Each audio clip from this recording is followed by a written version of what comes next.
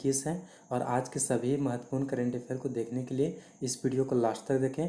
और हाँ दोस्तों, यदि आप चैनल पर पहली बार आए हों तो चैनल को सब्सक्राइब करें और वीडियो को शेयर करें और लाइक करें और नोटिफिकेशन बेल को ज़रूर बजाएं ताकि आपके पास वीडियो आते ही नोटिफिकेशन पहुंच जाए।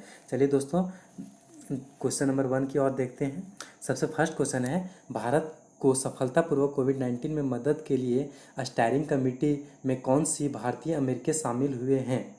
तो इसका जो करेक्ट आंसर हो जाएगा, सभी हो जाएगा, क्योंकि सुंदर पिचई भी शामिल हुए, पुनीत रंजन भी शामिल हुए और संतोष नारायण भी शामिल हुए। सुंदर एक एक के बारे में तीनों एक एक करके तीनों के बारे में जान लेते हैं। सबसे पहले इसका जो correct answer option number D हो जाएगा, तो इसको टिक कर लेते हैं।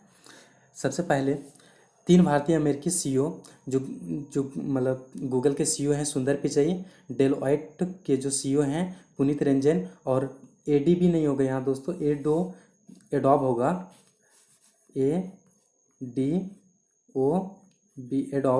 एडोब के सीईओ शांतनु नारायण हैं, जो इस कोविड-19 के पेंडेमिक में रिस्पांस पर ग्लोबल टास्क फोर्स की संचालन समिति में शामिल हुए हैं। यह समिति का मुख्य काम है भारत को सफलतापूर्वक कोविड-19 से लड़ने में मदद करने के लिए मतलब अग्रसर होना। यह एक कॉरपोरेट क्षेत्र की पहल है और यह जो टास्क फोर्स है US Indian business round table द्वारा समर्पित है। इसमें लगभग अभी तक 45 से अधिक मेंबर इसमें जुड़ चुके हैं और यह 3 भारतीय जो हैं सो मतलब यह 3 भारतीय प्रमुख हैं।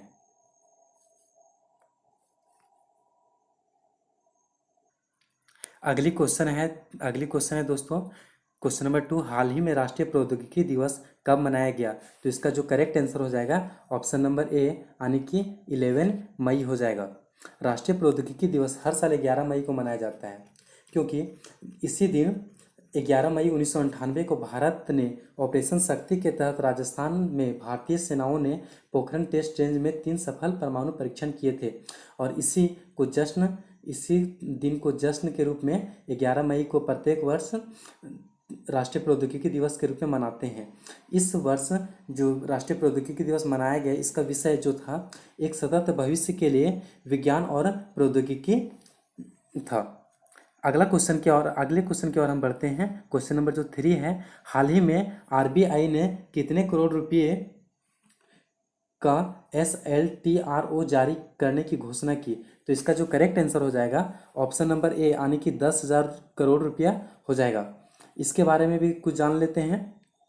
आरबीआई ने 17 मई 2021 को स्मॉल फाइनेंस बैंक यानी कि SFB के लिए 10,000 करोड़ रुपये की विशेष दीर्घकालिक रेपो परिचालन यानी कि SLTRO के लिए पहली नीलामी आयोजित करेगी।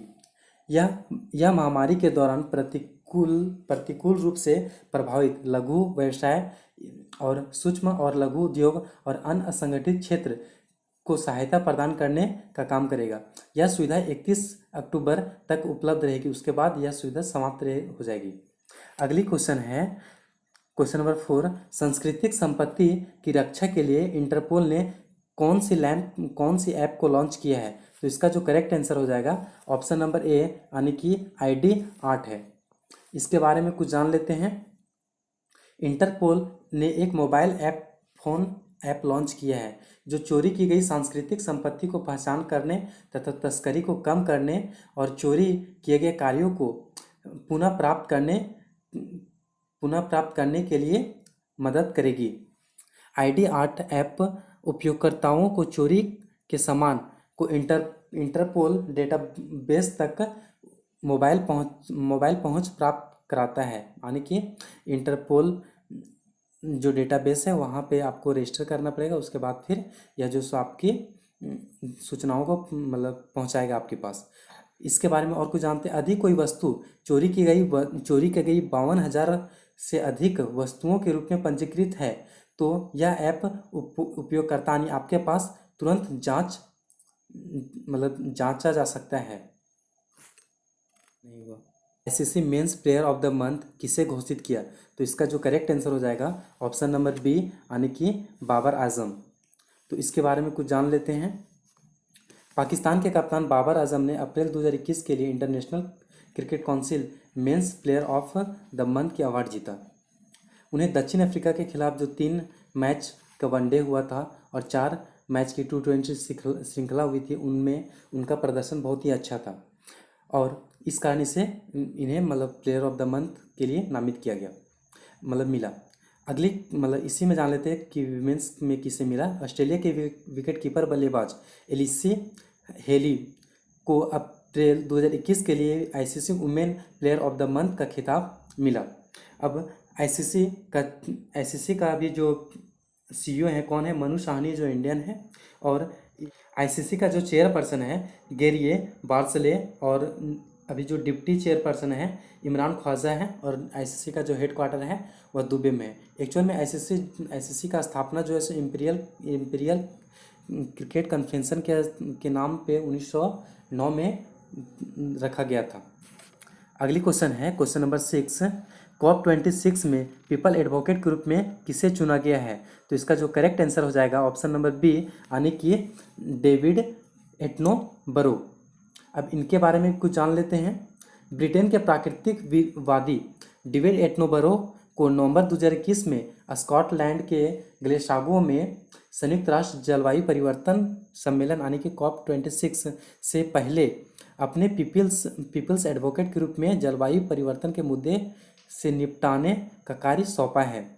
यह सम्मेलन ब्रिटेन 2021 की अध्यक्षता कर मतलब यह सम्मेलन का अध्यक्षता ब्रिटेन कर रहा है। उन्हें गलसागो शिखर सम्मेलन में विश्व नेताओं और जनताओं को संबोधित करने का आमंत्रित भी किया गया है।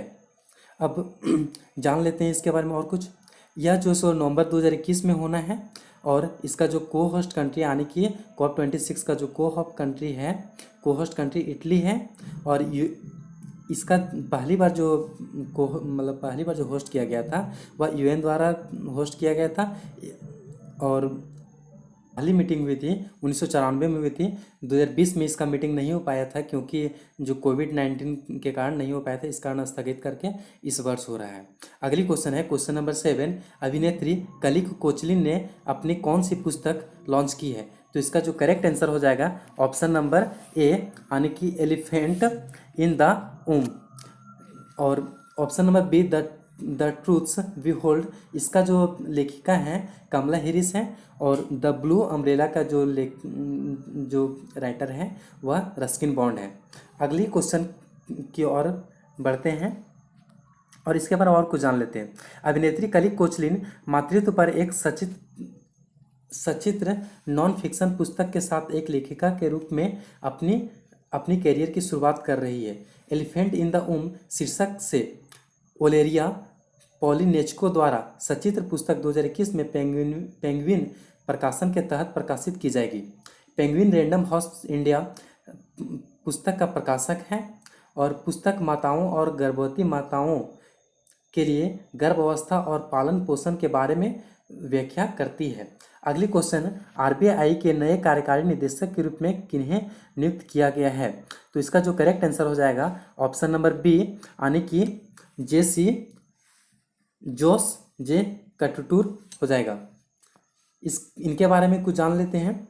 भारतीय रिजर्व बैंक ने 4 मई 2021 को जोस जे कटटूर को कार्यकारी निदेशक यानी कि एग्जीक्यूटिव डायरेक्टर के रूप में नियुक्त किया है। वे मानव संसाधन प्रबंधन विभाग, कॉरपोरेट रणनीति और बजट विभाग और राज्यसभा विभाग की देखभाल करेंगे। कार्यकारी निदेशक के रूप में पदोन्नत होने से पहले यह कर्नाटक के क्षेत्रीय निदेशक के रूप में आरबीआई बेंगलोर के क्षेत्रीय कार्यालय में नेतृत्व कर रहे थे। और अभी जान लेते हैं आरबीआई का जो स्थापना हुआ था 1 अप्रैल 1935 के हुआ था। और जो अभी जो चेयरपर्सन है मतलब अभी जो आरबीआई के गवर्नर हैं वह शक्तिकांत दास हैं और जो 25वें गवर्नर हैं। और आरबीआई का हेडक्वार्टर जो मुंबई में है। अगली क्वेश्चन की ओर बढ़ते हैं। आरबीआई ने सलाहकार समिति के रूप में किसे नियुक्त किया? तो इसका जो करेक्ट आंसर हो जाएगा ऑप्शन नंबर सी, यानी कि गौतम ठाकुर हो जाएगा। अब इसके बारे में भी कुछ जान लेते हैं। सारस्वत बैंक के अध्यक्ष गौतम ठाकुर को भारतीय रिजर्व बैंक ने सलाहकार समिति के सदस्य के रूप में नामित किया है।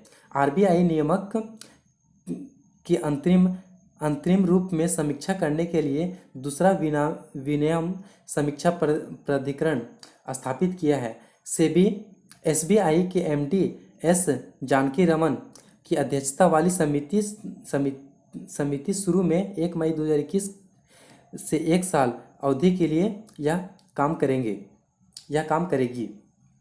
अब आरबीआई और हाँ, जो ऑप्शन नंबर ए है बीपी कानूनगो, इन्होंने हाल ही में अपना पद से रिटायरमेंट ले लिए हैं और इनके जगह नए टी रवि शंकर ड्यूटी गवर्नर के रूप में नियुक्त हुए हैं। और अन्य तीन ड्यूटी गवर्नर जो हैं माइकल डी पात्रा हैं, मुकेश कुमार जैन हैं और राजेश्वर कुमार राव हैं। टोटल 4 ड्यूटी गवर्नर होते हैं आरबीआई में। चलिए अगली क्वेश्चन की ओर बढ़ते हैं। हाल ही में भारत में अंतरिम अमेरिकी दूत के रूप में किसे नियुक्त किया गया? तो इसका जो करेक्ट आंसर हो जाएगा डेनियल स्मिथ हो जाएगा, जो ऑप्शन नंबर डी में है। और ऑप्शन के बारे में जान लेते हैं। एंटनी जे बेलिंगकन, जो अभी वहाँ के फॉरेन मिनिस्टर हैं, और वेंडी शेरमन, जो अभी वहाँ के डिप्टी सेक्रेटरी हैं यूएस के, और तारन सिंह संधू, जो अभी भारतीय राजदूत हैं जो अमेरिका में नियुक्त हैं। इसके बारे में और कुछ जान लेते हैं। बिडेन प्रशासन ने नई दिल्ली में अमेरिकी दूतावास में विदेशी सेवा संस्थान के निदेशक डेनियल स्मिथ को नए अंतरिम कार्यदूत के रूप में नियुक्त करने की घोषणा की है। भारत अमेरिकी राजदूत का पद 20 जनवरी 2021 से रिक्त था, जब बिडेन ने संयुक्त राज्य अमेरिका के 46वें राष्ट्रपति के रूप में शपथ ली थी। थैंक यू दोस्तों। प्लीज़ चैनल को सब्सक्राइब कीजिएगा और लाइक कीजिएगा और शेयर कीजिएगा।